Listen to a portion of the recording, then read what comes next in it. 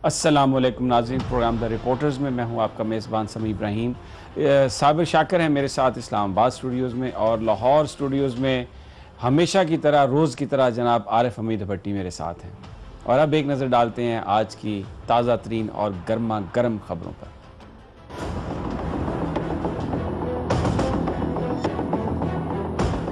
मसला कश्मीर और पाक भारत कशीदगी पर पार्लियामेंट का मुश्तरका इजलास। खुर्शीद शाह को बुरहान वानी और कुलभूषण यादव के दरमियान फर्क का पता ही नहीं। खुर्शीद शाह कहते हैं, वज़ीर आज़म ने बड़े खतरनाक वक्त पर मुझे ऑफर की कि आप मेरी नशिस्त पर आ जाएं और मैं आपकी। बात तो हंसते हंसते कही गई, क्या वाकई ऐसा होने जा रहा है? कौमी असम्बली में अपोजिशन लीडर की इसहाक डार को वज़ीर खारिजा बनाने की तजवीज़। मौजूदा वज़ीर खारिजा तो वज़ीर आज़म खुद हैं। क्या खुर्शीद शाह इसहाक डार को वज़ीर खारिजा या कुछ और बनाने की बात कर रहे थे? पार्लियामेंट के मुश्तरका इजलास में बिलावल भुट्टो की आमद। अयाज सादिक ने खसूसी तौर पर खुशामदीद कहा।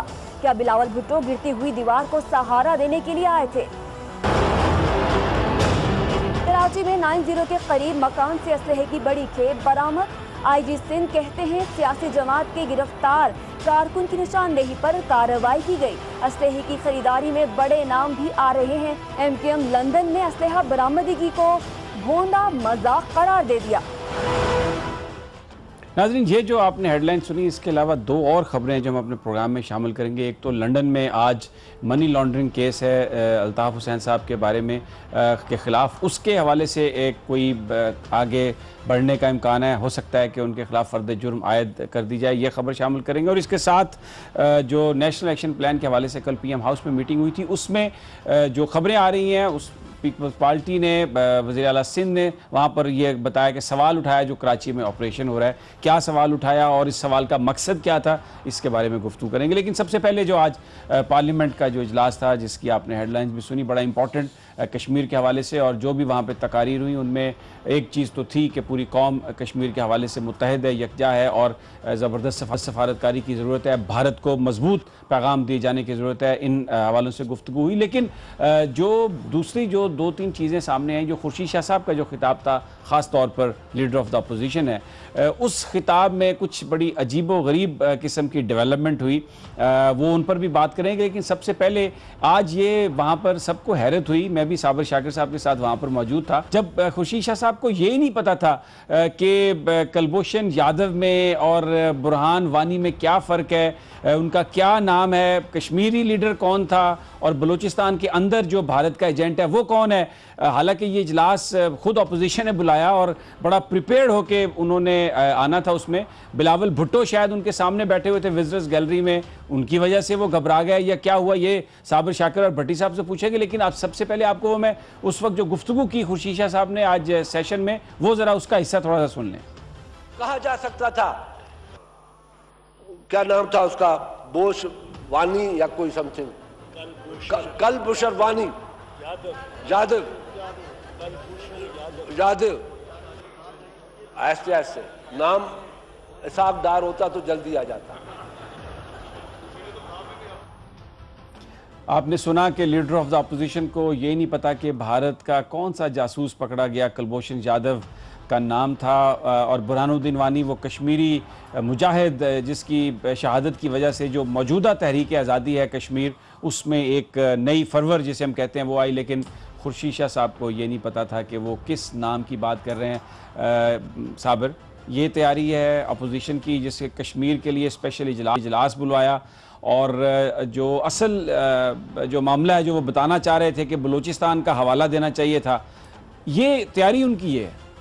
अच्छा, ये कुलभूषण एक तो नाम ज़रा थोड़ा सा मुश्किल है, और दूसरा वानी उनके नाम, सिंध में बहुत सारे हिंदू रहते हैं, इनके वोट्स होंगे, तो कुलभूषण का नाम खुर्शीद शाह साहब को अगर आप कहें कि इनको नहीं पता, मैं या इनके लिए मुश्किल है। असल कंफ्यूज है वो वानी से, तो वानी असल में उनकी जुबान पे क्यों है ज़्यादा? मैं आपकी जो मुस्कुराहट से देखें, प्राइम मिनिस्टर हाउस के जो वानी है वो भी एक अच्छे आदमी है, और बुरहानुद्दीन वानी की तरह मुजाहिद तो नहीं है, लेकिन बहुत सारी अच्छी बातें हैं। तमाम मसाइल का हल जो है वो मोहिनुद्दीन वानी साहब के पास है, और इसलिए जब ज़्यादा उनकी गुफ्तगू और पैगाम और ये सारी ज़्यादा वो रहते हैं वानी साहब के, तो इसलिए ज़्यादा तो वो था।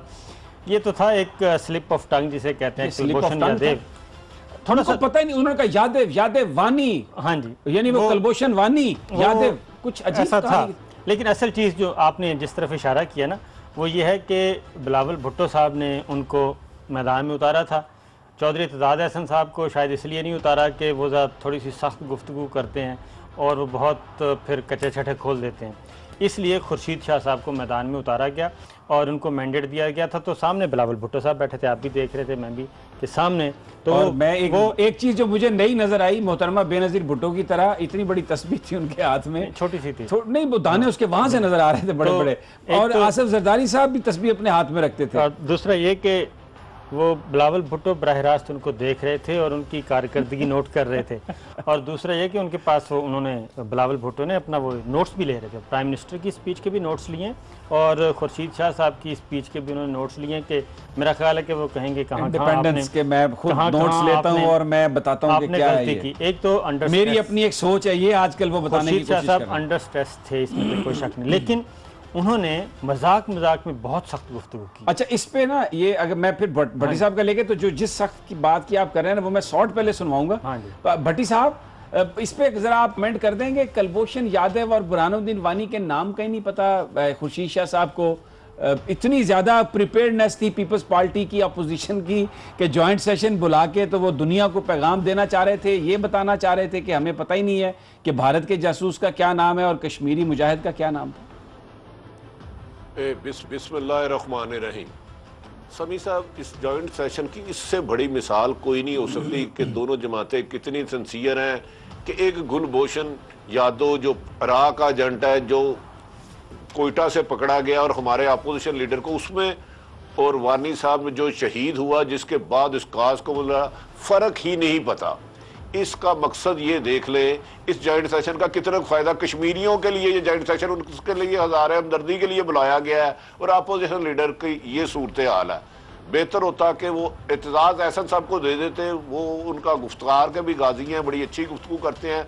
खुर्शीद शाह साहब के माजी में दरअसल हुकूमत के बहुत करीब हैं। जो मेरी इतलात है, वफाकी सतह पर खुर्शीद साहब का कोई काम भी नहीं रुकता। वो किसी भी सिलसिले में कोई ठेके के लिए काम के, कोई काम के, तो एक किस्म का आर्डर है कि प्राइम मिनिस्टर हाउस के आर्डर है। लिहाजा मेरा ख्याल है वो कुलभूषण का नाम लेके मियाँ साहब को नाराज नहीं करना चाह रहे थे। अच्छा, आपका मतलब है डेलिब्रेट था ये। दूसरी तरफ बिलावल साहब थे। बिलावल साहब जरा जवान खून है, बड़ी दलेरी के साथ मैदान में आए हैं। उन्होंने, आपको याद होगा कश्मीर के इलेक्शन में मोदी का जो यार इस किस्म के भी अल्फाज इस्तेमाल किए। इस पे करते हैं बात अभी आगे चल के। इस जॉइंट सेशन का तो सारा कट्ठा चट्ठा खुर्शीद शाह साहब ने खोल दिया कि किसकी याद में, किसकी हमदर्दी में आज़ाद कश्मीर के शहीद को, जिसके पीछे लाखों करोड़ों दुआएं, उसको आप कुलभूषण के साथ मिला रहे हैं। बस ठीक है, क्या कहूँ मैं। बिल्कुल ठीक है। अच्छा साबिर, आज जब आए बिलावल भुट्टो भी, तो वहाँ पर वो विजिटर्स गैलरी में सामने बैठे हुए थे मियाँ साहब के भी, और स्पीकर ने खसूसी तौर पर कहा कि आज बिलावल भुट्टो साहब आए हुए हैं और उनका हम खैर मकदम करते हैं। फिर बड़े वो नारे शारे भी लगाए।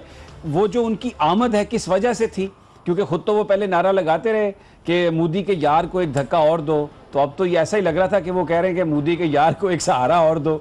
तो वो चाहे जमहूरियत के नाम पर या जिस तरह के नाम पर भी वो वहाँ पर, इस पर तो करते हैं बाद में बात। लेकिन पहले मैं आपको एक जो खुर्शीद शाह साहब ने जो गुफ्तगू की ना, तो वो मजाक में थी।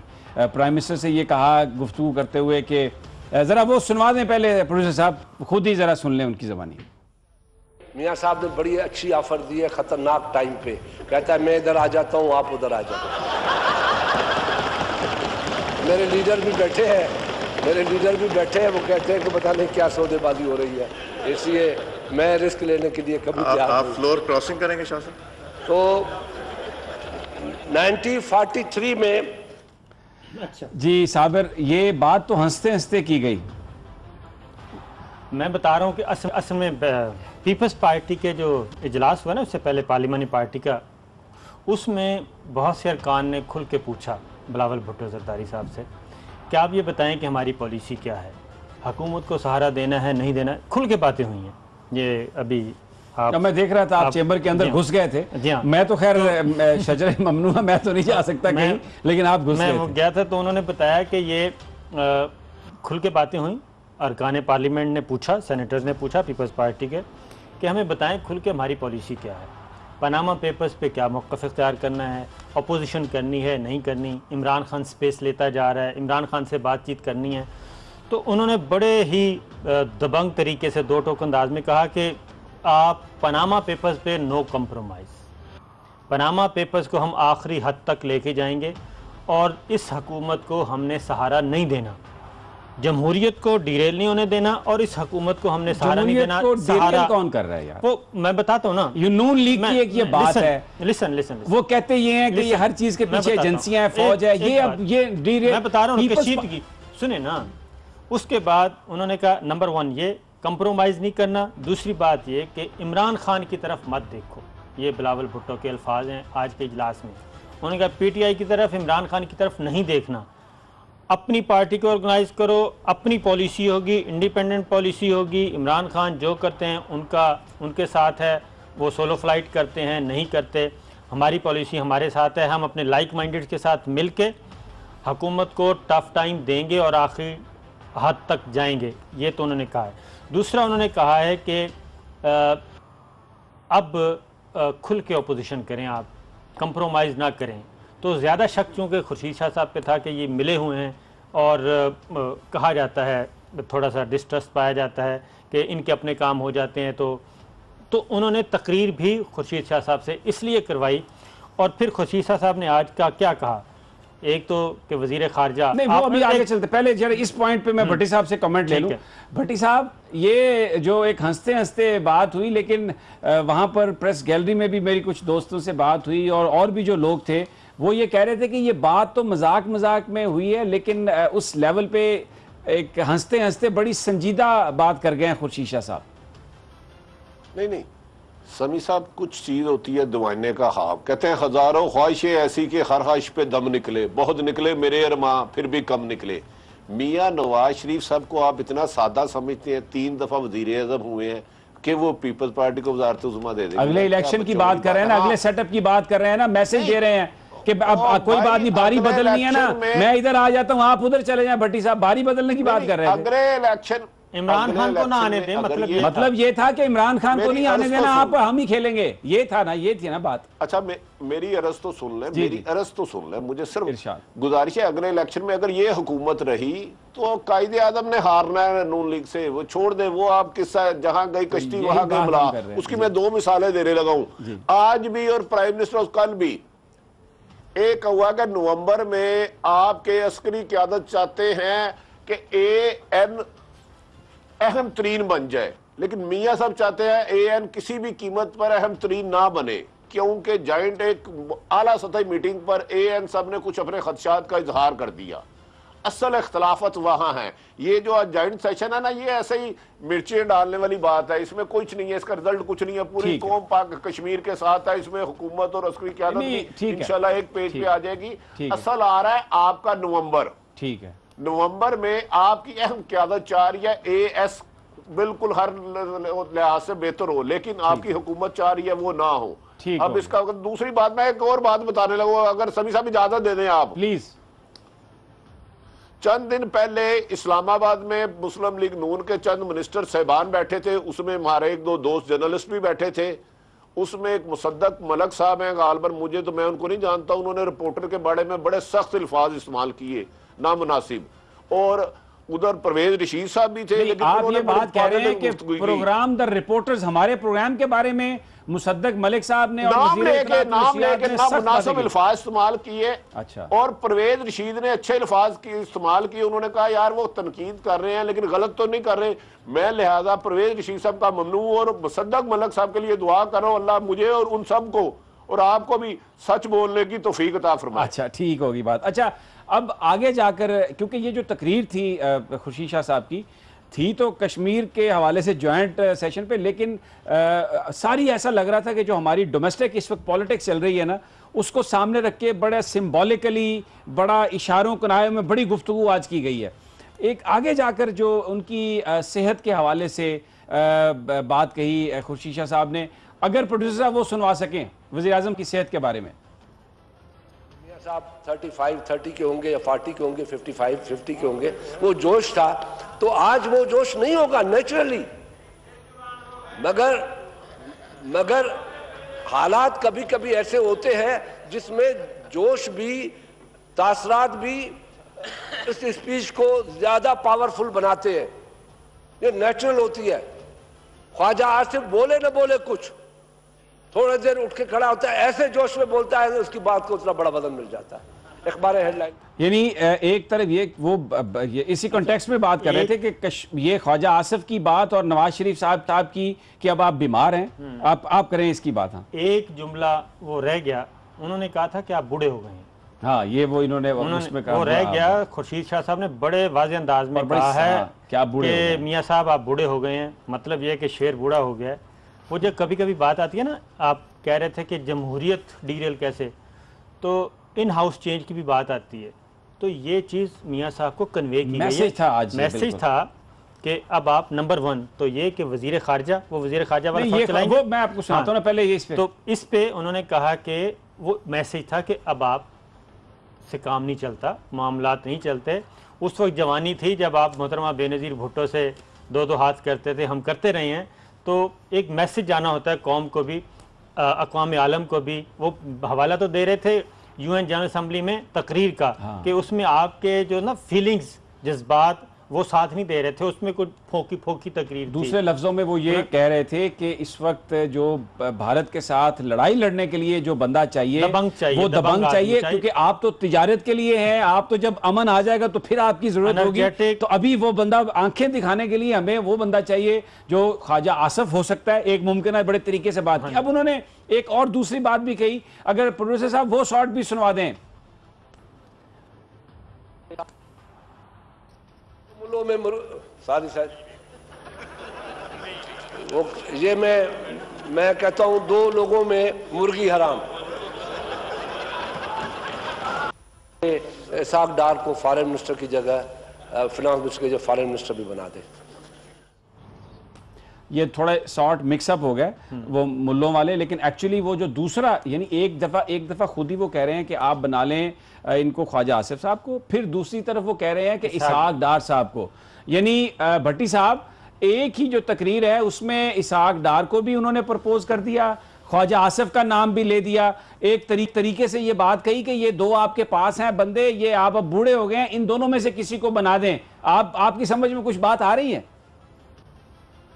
मेरे मोहतरम, मेरे किबला, बात है ही कोई नहीं। ये आई वाश है, एक अच्छा शो था 2.5-3 घंटे का, किसी ने एंजॉय किया होगा, किसी का दिल जला होगा। इसका ना कोई एजेंडा था, ना मकसद था, एक टाइम का ज़िया था जो किया गया। मियाँ नवाज शरीफ साहब अपनी फैमिली के करीबी हलकों में कह चुके हैं, ओवर माई डेड बॉडी। अगर तो इन हाउस चेंज की मेरी इतलात के मुताबिक तो 1% चांस भी नहीं है। अगर किसी स्टेज पे आता भी है तो इन हाउस चेंज में मियाँ नवाज शरीफ साहब ख्वाजा साहब के, आसफ साहब के हक में है, या वो आपके गुजरांवाला के जो साहब हैं, दस्तगीर साहब के साहबजादे उनके। बाकी पीपल्स पार्टी दीवाने का ख्वाब देखना छोड़ दे। हाँ, खुर्शीद साहब के काम हो रहे हैं, ऊपर काम फिक्स है, होने दे सारे काम, ठीक हो गया। छोड़े पड़ा, ये कश्मीर इशू नहीं था। ये आप क्या बातें कर रहे हो? खुर्शीद साहब की बातों को इतना लंबा लेके जा रहे हैं, जिन्हें खुद नहीं पता मैं क्या कह रहा हूँ। ठीक है, भट्टी साहब हमारे साथ ही रहिए, साबिर शाकिर भी साथ हैं। आज जो जॉइंट सेशन है उसमें जो खुर्शीद शाह साहब की तकरीर है, पीपल्स पार्टी क्या कहने जा रही है, क्या कह रही है, इस पर हमने बात की। और फिर अभी ब्रेक पर जाना है और उसके बाद बात करेंगे बिलावल भुट्टो जरदारी आज क्यों बैठे आकर वहां पर विजिटर्स गैलरी में, क्यों स्पीकर ने उन्हें खैर मकदम कहा। वो तो खुद नारे लगाते रहे, जो मोदी का यार है वो गद्दार है, गिरती हुई दीवारों को एक धक्का और दो। पूछेंगे साबिर शाकिर और आरिफ हमीद भट्टी से कि क्या आप उन्हीं दीवारों को खुद सहारा देने के लिए तो नहीं आ गए। लेकिन ये सब एक ब्रेक के बाद।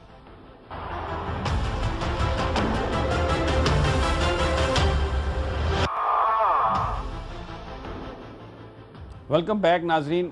जॉइंट सेशन में आज बिलावल भुट्टो जरदारी खुसूसी तौर पर शरीक हुए। स्पीकर ने उनकी आमद पर खैर मकदम भी किया, नवाज शरीफ साहब भी तालियां बजाते रहे।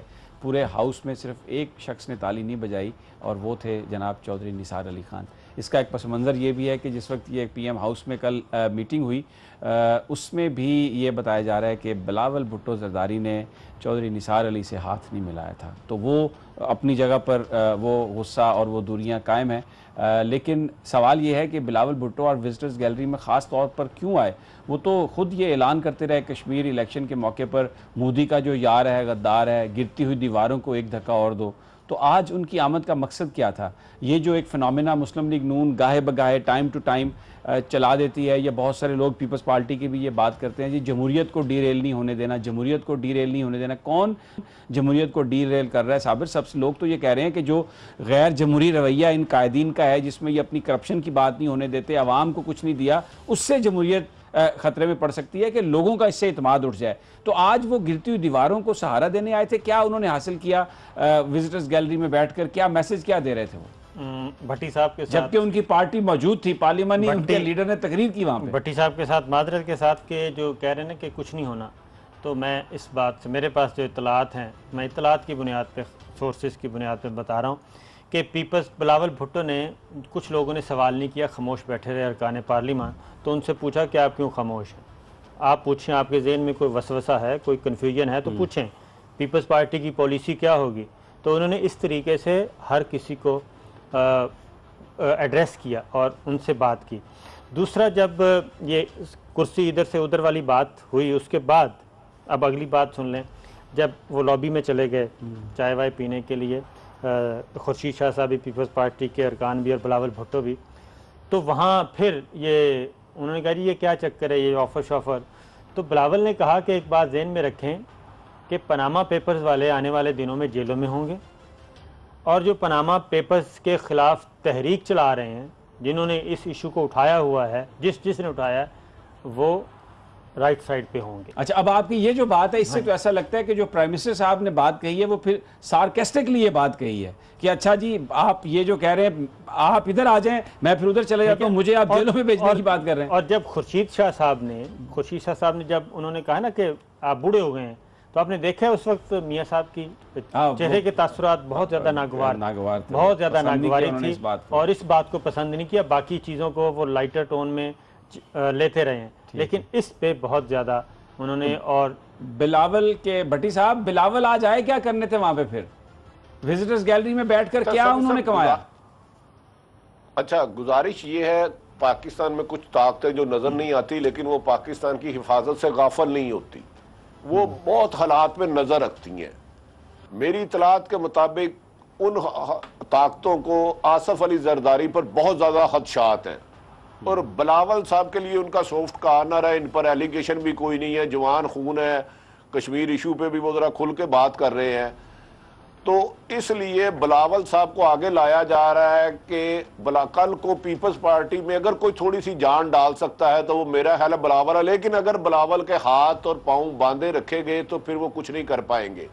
अगर इन हाउस कभी चेंज हुई जिसके कोई असर नहीं है तो नून लीग में से ही होगा, पीपल्स पार्टी को कुछ नहीं मिलेगा, पीपल्स पार्टी को कुछ नहीं मिलेगा। उनको मैसेज दे दिया गया है कि जिन्होंने ये कहा था कि तुम इधर हम उधर, तुम 4 साल के लिए आते हो, उनके लिए गुंजाइश नहीं है। बिलावल इसलिए एक्टिव हुए हैं, अदरवाइज खुर्शीद साहब पता नहीं पीपल्स पार्टी के साथ क्या का क्या कर जाते। ठीक है, आप क्या कहते हैं? भट्टी साहब की बात से आप एग्री करते हैं? नहीं, भट्टी साहब ये बात तो सही है कि पीपल इस वक्त या तो इन हाउस चेंज हुई तो फेस चेंज हो जाएगा, कुछ और चेंजेस करनी पड़ेंगे मियाँ साहब को। लेकिन मैंने जो कुछ लोगों अदरवाइज अर्ली इलेक्शन जो है, जो मैंने कुछ लोगों से बात की है ना, आउट ऑफ क्वेश्चन नहीं है अर्ली इलेक्शन। जो मैंने आज बात की है असेंबली में, जिस वक्त आप चैम्बर्स में घुस गए थे, बहुत सारे लोग ये कह रहे थे वहाँ पर कि आज जिस अंदाज में बिलावल भुट्टो साहब आए हैं और जिस अंदाज में वो नवाज शरीफ साहब के साथ इस वक्त मोहब्बतें निछावर करते रहे हैं, वहाँ पर बैठकर मुस्कुराहटों के तबादले होते रहे, और वज़ीर-ए-आज़म भी डेस्क जो है ना वो थंप करते रहे, और स्पीकर अयाज सादिक साहब वज़ीर-ए-आज़म की मर्ज़ी के बगैर सांस भी नहीं लेते, उन्होंने सारे के सारे रेफरेंस इमरान खान के भिजवा दिए थे, उन्होंने खैर मकदम कहा। तो ये जो मोहब्बतें थी, इन्होंने वो जो इमरान खान बात कर रहे थे सारी की सारी, और तहरीक इंसाफ के लोग कि ये आपस में बीच में मिले हुए हैं, ये बात सामने आ गई है कि पीपल्स पार्टी और नून लीग आपस में मुकम्मल तौर पर एक हैं, वो एक हैं। अगर कोई किसी तरह की भी बात हुई तो ये बिल्कुल नवाज शरीफ के साथ खड़ी होगी। आज उन्होंने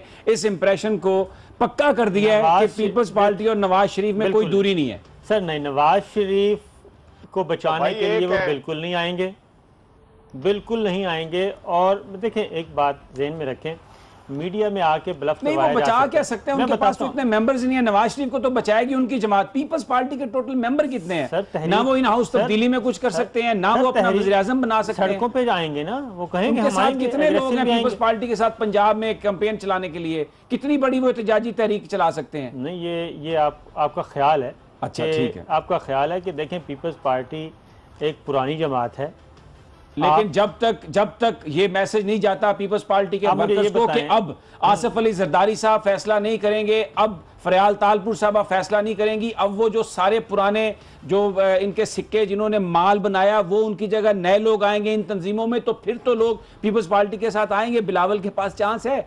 अदरवाइज जो इस मौजूदा सूरत हाल में बिलावल 5000 बंदा भी नहीं निकाल सकता कहीं। आप एक छोटी सी भट्टी साहब से पूछिए। भट्टी साहब, अच्छा समी साहब, गुजारिश ये है कि पिछले 8.5 साल में मुझे बताएं कि पीपल्स पार्टी ने पंजाब में कितने जलसे किए हैं। जरा मुझे गिन के बता दें, मेरी मेमोरी बड़ी वीक है आजकल, मैं वैसे ही बड़ा बिल्कुल फारग हुआ हूँ। पिछले 8.5 साल में जरदारी साहब प्रेसिडेंट थे तो लाहौर तशरीफ लाए गवर्नर हाउस में, उन्होंने कहा मैं हर हफ्ते आऊंगा। वो हफ्ते महीनों में गए, महीने सालों में गए। बिलावल साहब ने भी फरमाया कि मैं लाजमी आया करूंगा, कितनी दफा आए। लाहौर में उन्हें कहे कि 8.5 साल में पंजाब की दूसरी बता दें। मैं आपको छोटी सी बात बता रहा हूं, मैं कुछ बारीकियों में नहीं जाऊंगा वरना अदरवाइज मेरे पास आज 1-2 इन्फॉर्मेशन बड़ी खौफनाक है। दुश्मन का दुश्मन याद रख ले दोस्त होता है, और दुश्मन का दोस्त आपका दुश्मन बन जाता है। कुछ स्ट्रेटेजी है। आज की जो खिचड़ी है ना, ये बड़ी जबरदस्त गेम बनाई जा रही है। इसके मास्टरमाइंड पाकिस्तान में नहीं है। इसका एक मास्टरमाइंड उस वक्त हाउस में बैठे थे, एक मास्टरमाइंड पाकिस्तान में नहीं थे।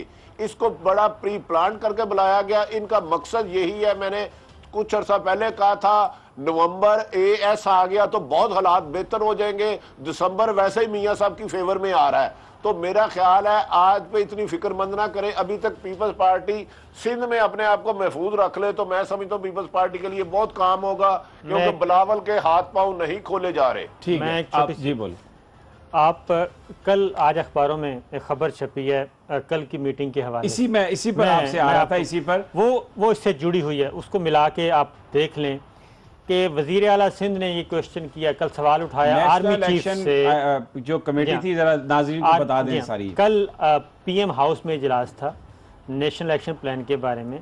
वहाँ पे आर्मी चीफ भी थे, वजीर आला सिंध भी थे, वफाकी वज़रा भी थे। उसमें वज़ीर आला सिंध ने ख़ास तौर पे ये क्वेश्चन किया आर्मी चीफ से कि जनाब PSP पे आप ये तासुर है कि PSP को आप सपोर्ट कर रहे हैं, और गुड और बैड है, गुड और बैड, जो ऑपरेशन है कराची का उसकी जो न्यूट्रलिटी है उस पर मुराद अली शाह साहब ने एक सवाल उठाया। यस, और उस पे फारूक सत्तार PSP को सपोर्ट कर रहे हैं, और इसका मतलब था कि फारूक सत्तार साहब को आप सपोर्ट नहीं कर रहे, और कहीं कल को ऐसा ना हो कि ये एक और अल्ताफ हुसैन बन जाए, मुस्तफ़ा कमाल, ये कहना था। तो ये बात क्यों उठाई, ये टारगेट किया भट्टी साहब? एक मिनट, ये बात क्यों उठाई? इसलिए कि पीपल्स पार्टी और फारूक सत्तार साहब की MQM एक हैं, और ये आइंदा इनका सिंध में इंतखाबी इत्तेहाद होगा। और अब मैं अगली बात करता हूँ। ये फारूक सत्तार साहब को अगर आप अल्ताफ साहब से अलग समझते हैं तो ये आपकी दानिश है। मैं तो ये समझता हूँ कि फारूक सत्तार साहब MQM के कायद अल्ताफ हुसैन का ही फेस है। ये बज़ाहिर जो कुछ नजर आ रहा है ये सब एम ही कहानी है। तो ये कही नहीं की बात, वो फारूक सत्तार और अल्ताफ हुसैन का ताल्लुक एक अलग चैप्टर है, लेकिन फारूक सत्तार साहब की MQM और पीपल्स पार्टी इस वक्त एक हैं और इंतखाबी इत्तेहाद बनाएंगे। अगली बात आने वाले दिनों में देखें ना, मैं एक मिनट, हाँ जी, उसके बाद आपको भी पता है कि PMLQ उस तरफ कोई नहीं दे रहा तवज्जो। PMLQ से अब तक को मेरा ख्याल है 35 सिटिंग MNA चौधरी शुजात हुसैन साहब और चौधरी परवेज इलाही साहब के साथ राब्ते में हैं, जो पिछली असम्बली में Q लीग के थे, और जो इस वक्त नेगेटिव लिस्ट में हैं PMLN के, जो जहाँ भी जाएं वो सीट निकाल लेते हैं, इलेक्शन जीतते हैं, उनका अपना वोट बैंक है। तो MQM जो भट्टी साहब ने कहा है ना कि मास्टरमाइंड कोई और है, वो एग्री करता हूँ। इलेक्शन मैनेज किया जाएगा। PMLQ, MQM, पीपल्स पार्टी और ये जो नेगेटिव लिस्ट है, ये मिलके एक इन हाउस तब्दीली की कोशिश हो सकती है। तब्दीली नहीं, अगला इंतखाबी। अच्छा, अगला इंतखाब। अच्छा भट्टी साहब, मैं आपकी तरफ ये फारूक सत्तार साहब तो बिल्कुल, ये इनकी MQM जो है, ये तो अल्ताफ साहब की MQM है, ये मिल जाए, पीपल्स पार्टी भी एक हो, तो फिर वो जो बात हम हमेशा करते रहते हैं कि जरदारी साहब हो, नवाज शरीफ साहब हो, अल्ताफ हुसैन साहब हो, ये एक ही ऐसा सिक्का है, अजीब सिक्का है जिसके 3-4 रुख हैं, 3-4 चेहरे हैं, लेकिन सिक्का तो एक ही है ना। फिर आज ये बात तो सामने खुल के आ गई कि प्राइम मिनिस्टर हाउस की मीटिंग में भी वही सवाल उठाया। सवाल उठाने का मतलब ये होता है कि आपने उसको कह दिया कि ये न्यूट्रल नहीं है। समी साहब गुजारिश ही है, मेरे काबिल एहतराम साथी बहुत ज्यादा समझदार हैं, वो मेरी ही बात को सेकंड कर गए हैं। हाँ, तो मैं वो जो मुराद अली शाह साहब ने किसको टारगेट किया है, मुराद अली शाह साहब ने किसको टारगेट किया है, अल्ताफ हुसैन किसको टारगेट कर रहा है, महमूद चौधरी किसको टारगेट कर रहे हैं, मौलाना फजलुर रहमान साहब किसको टारगेट कर रहे हैं। मौलाना फजलुर रहमान साहब आज की स्पीच बहुत अच्छी थी उनकी, आज की स्पीच उनकी बहुत अच्छी थी, और इसकी वजह तो मैं जानता करने का मौका दे दिया करें, बेशक ब्रेक में मेरी बात सुन लिया करें। अच्छा बोले भट्टी साहब बोले, आपने उनकी बात पूरी सुनी नहीं, बोले जी भट्टी साहब। मेरी सिर्फ अर्ज ये है, मुराद अली शाह साहब ने वही कहा जो उनको कहा गया, उनका टारगेट भी रेंजर था, फौज था। मकसद ये था कि वो उनसे गिला कर रहे थे कि आप एक तरफ तो हमारे खिलाफ करप्शन के एलिगेशन है जो सच है उन पे कार्रवाई हो रही है, दूसरी तरफ एक दूसरी जमात, क्योंकि फरूक सत्तार हो, अल्ताफ हुसैन साहब हो, या पीपल्स पार्टी हो, या नून लीग हो, ये एक पेज पे है। तो इस बातों में बहुत सारी बातें हैं। मैं आज ही एक बंदे से वादा करके आया हूं कि मैं अच्छे और नरम लफाज इस्तेमाल करूंगा, मुझे सरफराज शाह साहब ने बड़ा कहा है, लेकिन अदरवाइज 2-3 ऐसी खौफनाक खबरें थी कि आपका प्रोग्राम ना बंद हो जाता। अच्छा ठीक है, बिल्कुल हमारे साथ रहिए भट्टी साहब। और साबिर, मुझे पता है आप बोलने के लिए बेताब हैं, लेकिन यहाँ पर नाज़रीन एक छोट वक्फा, और फिर ये भी बात करेंगे कि जो लंदन में मनी लॉन्ड्रिंग केस है, क्या उसमें अल्ताफ हुसैन के खिलाफ फर्द जुर्म आयद हो जाएगी, और फिर अजीज़ाबाद से जो असला निकला है किसने मंगवाया, क्यों मंगवाया, उसमें तो बताया जा रहा है जो तफसील है वो एंटी टैंक माइंस हैं उसमें, और मिसाइल और पता नहीं क्या कुछ। लेकिन ये सब एक ब्रेक के बाद।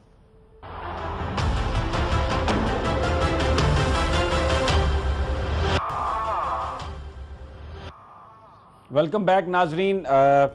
लंदन से हम आमिर गौरी साहब ने हमें ज्वाइन किया, उनकी तरफ जाएंगे और उनसे पूछेंगे कि आज जो फर्द जुर्म आयद होनी थी वहाँ पर मनी लॉन्ड्रिंग केस में, ये बताया जा रहा था कि शायद आज अल्ताफ साहब पर ये हो जाएगी, उसकी तफसील लेते हैं। लेकिन वहाँ जाने से पहले साबिर शाकिर कोई मौलाना फजलुर रहमान साहब की आज की तकरीर के हवाले से बात करना चाह रहे थे। अच्छा, एक तो आज मौलाना फजलुर रहमान साहब की स्पीच बहुत ही मुतवाज़न और टू दी पॉइंट और सब्जेक्ट पे थी, उनको ये दाद देनी इसका चाहिए। मतलब आप ये कहना चाह रहे हैं कि उनको कश्मीर कमेटी का चेयरमैन बनाए रखना बिल्कुल जायज़ है, मुनासिब है, ठीक है। मैं ये नहीं कह रहा, जो बंदा ये कहता है, आपके आज की तकरीर से क्या लेना, जो इंडिया टुडे ने छाप दिया, जो उन्होंने ये गुफ्तगू की कि फाटा के अंदर हम जुल्म कर रहे हैं और कश्मीर की बात ना करें, और हम लोग जो ज़रबे अज़ब जो है वो दहशत गर्दों के खिलाफ नहीं है, फाटा के लोगों के खिलाफ है। आज की क्या तकरीर, वो अगली 100 तकरीरें भी मुतवाज़न करें तो he does not deserve to stay as a chairman Kashmir committee. Nawaz Sharif साहब अगर कश्मीर काज को बनाना चाहते हैं कोई इशू, और वो समझते हैं कि कश्मीर की मदद करनी है, तो सबसे पहले मौलाना फजलुर रहमान को रिमूव करें। उसके बगैर जो कुछ भी कर रहे हैं वो मेरे नज़दीक ऐसा ही है जैसे मगरमच्छ के आंसू, बिल्कुल उनकी कोई संजीदगी नहीं है। मौलाना फजलुर रहमान को अपने साथ रख के आप ये कह रहे हैं कि आप कश्मीर आज़ाद कराने जा रहे हैं और कश्मीर पर कोई बात होगी? बात यह है कि मौलाना फजलुर रहमान साहब मेरे बुजुर्ग हैं, बहुत अच्छे, और हमने हज भी इकट्ठे किया हुआ है। वो इख्तलाफ छोटी सी बात है यार, आप लोगों को करोड़ लोगों की जिंदगी मौत का मसला है, आपने हज के साथ कर लिया तो सुन तो लें। आप एक तो बोलते बहुत हैं। मेरी प्रॉब्लम है, क्या करूं मैं? हाँ, थोड़ा सा बोले ना, कम बोलें। मौलाना फजलुर रहमान बुजुर्ग हैं, उनका थोड़ा सा एहतराम करें। अंदाजा कर लें आप, थोड़ा सा बुजुर्ग हैं, उनका एहतराम करें। इस तरह नहीं करते, उनके फॉलोअर्स हैं। देखो पट्टी साहब पिट रहे हैं, नहीं उनके फॉलोअर्स हैं तो उनके फॉलोअर्स को चाहिए कि मौलाना से कहें कि अपना किबला दुरुस्त करें। मौलाना फजलुर रहमान साहब की आज की तकरीर बड़ी परफेक्ट, टू द पॉइंट और सब्जेक्ट पे थी, और वो तकरीर क्यों अच्छी थी वो मुझे पता है। देखते हैं अगले 2 महीने में कश्मीर में कुछ डिप्लोमेसी वो कर लें तो ठीक है ना। तो उस पर इस तरह नहीं करना चाहिए। जब सेशन बुलाया गया, वो सेशन को डिटेल भी कर सकते थे, कुछ और भी गुफ्तगू कर सकते थे, लेकिन उन्होंने नहीं की। जो अच्छी गुफ्तगू की उनकी तारीफ करनी चाहिए। आगे चलें। अच्छा जी, अब चलते हैं, मेरा ख्याल है आमिर गौरी की तरफ चलते हैं। अस्सलाम वालेकुम आमिर गौरी। वालेकुम। आमिर, ये आज लंदन की अदालत में वहाँ पर क्या सूरत हाल है? कुछ आज फर्द जुर्म आयद होने का इम्कान है अल्ताफ हुसैन साहब पर, या कुछ हमें अपडेट करेंगे आप? मेरा ख्याल है कि पाकिस्तान के अंदर लोग सभी जरूरत से ज्यादा जज्बाती हुए हैं इस इशू के ऊपर। आज ऐसा कोई मसला नहीं था, सिर्फ सरफराज मर्चेंट जो मनी लॉन्ड्रिंग केस के अंदर 6 लोगों में से एक ऐसे शख्स जो 2013 में गिरफ्तार हुए थे और उनसे पुलिस ने इन्वेस्टिगेशन की थी, वो मुसलसल ये कहते रहे कि जनाब मैंने इनको पैसे दिए हुए थे, बल्कि मेरे पैसे लेने इनसे, मैंने इनको कर्जा दिया हुआ था। तो वो उस चक्कर में उन्होंने पुलिस को एक दरखास्त दी हुई है, और वो दरखास्त ये कि जनाब या तो मुझे चार्ज करें या मुझे रिहा करें, जाने दें, छोड़ें। उनके ऊपर आज उन्होंने भी नहीं जाना था, सिर्फ ये है कि उनके जो वकील हैं उनकी एक मीटिंग थी दूसरी पार्टी के साथ। अभी अल्ताफ हुसैन साहब जो हैं उनकी सुनवाई इस केस के अंदर नहीं है। आपको याद होगा कि बहुत सारे लोग जो थे MQM के, उन्होंने ये कहा था कि जी हम आते जाते लंदन इनको पैसे देते रहते थे सेक्रेटरी चलाने के लिए, और उन्होंने अपने अपने यहाँ पर कागजात भी जमा कराए थे। सरफराज मर्चेंट के लिए जो है डेट आज की थी, आज भी कोई ऐसी एक्टिविटी नहीं हुई जो कोर्ट के अंदर होनी थी। कोर्ट ने उनके ऊपर छोड़ा हुआ है, दोनों टीम्स के लॉयर्स के ऊपर, के वो कहाँ बैठ के इस चीज का फैसला करते हैं। लिहाजा मेरा ख्याल है कि पाकिस्तान के अंदर कहीं कहीं अगर मीडिया जो है इसमें जरूरत से ज्यादा इसमें इंपॉर्टेंस दे रहा है तो वो नहीं देनी चाहिए। अच्छा, एक अरशद, क्योंकि फिर साबिर और भट्टी साहब भी आपसे सवाल कर सकते हैं, ये बताइए कि जो एविडेंस गया था सारा अल्ताफ हुसैन साहब के बारे में और बड़ी गवर्नमेंट ने बड़ी बात की थी, तो कोई उस हवाले से कोई पेशरफ्त हुई है? ये वो मामला वहीं पे ख़त्म हो गया, ठप हो गया बिल्कुल बस? देखिए, ये मामला जो है ये ठप तो नहीं होगा, मनी लॉन्ड्रिंग का केस जो है ठप नहीं होगा। दूसरा केस जो है उसके अंदर शायद अल्ताफ साहब जो है उनको चंद सांस जो है वो आते रहे, लेकिन इस केस के अंदर जो है चूंकि बहुत सारी एविडेंस उनके पास है। दो चीजें थी, एक तो यहाँ पर पुलिस के अंदर जो सोर्सेस है वो ये कहते थे कि देखें हमारे पास जो है वो एविडेंस बड़ी है, विटनेसेस नहीं है, कोई लोग ये नहीं कहेंगे हमें कि जी हमें मजबूर किया गया था। और उस सूरत में सरफराज मर्चेंट जो है वो बड़े इंपॉर्टेंट थे, जिन्होंने कहा था कि जी मैंने लाखों पाउंड उनको दिए हुए थे, कुछ डोनेशन थी और कुछ उनको कर्जा दिया हुआ था।